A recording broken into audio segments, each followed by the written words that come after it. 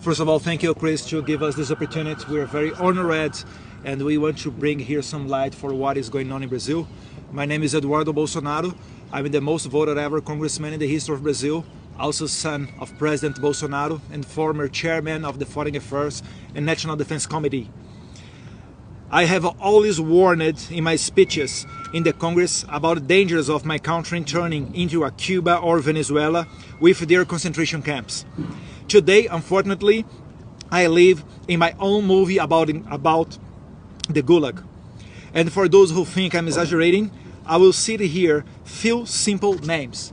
Felipe Martins, the international advisor to President Bolsonaro, as Jared Kushner was to President Trump. A brilliant young man in his 30s with a promising future, imprisoned by an exception tribunal, accused of a coup d'etat never attempted or planned, and without the hope of minimally fair treatment, as due process and broad defense no longer exists in Brazil. Colonel Câmara, the Bolsonaro security detail, who is now also in jail accused of an imaginary coup d'etat.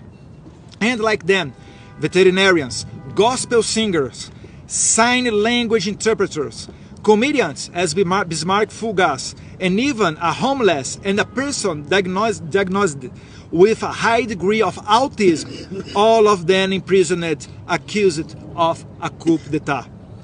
It's very clear that all this oppression and cruelty is just a step towards the ultimate goal, to imprison my father, the president who dared to put the interests of Brazilians first. My father is now prosecuted and slandered in the most various ways. As in every tyranny, the limit of the ridiculous no longer exists, and he even faces the accusation of having committed the terrible crime of disturbing a whale. That's not a joke. He is criminally charged for passing by a whale on a jet ski. And the most impressionable thing is the complaint was made by Lula da Silva's environmental minister. This is more ridiculous than what Trump is having as charged here in the United States. My father is also accused of attempting a coup d'etat when he was no longer president.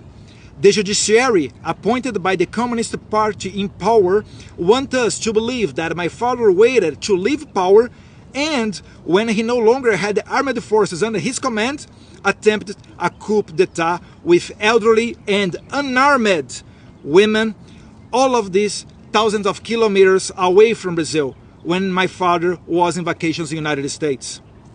Going to the end, they want us to believe, Mr. Chris Smith, that women, elderly ladies, and all kinds of ordinary citizens, unarmed, are a danger to the rule of law. And those violating the rights and fundamental guarantees are the saviors. Ladies and gentlemen, these stories are not something that someone told me.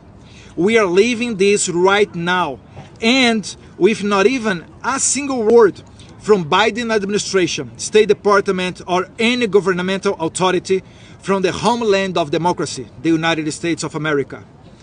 The dozen colleagues that are following me here also will talk about terrifying situations.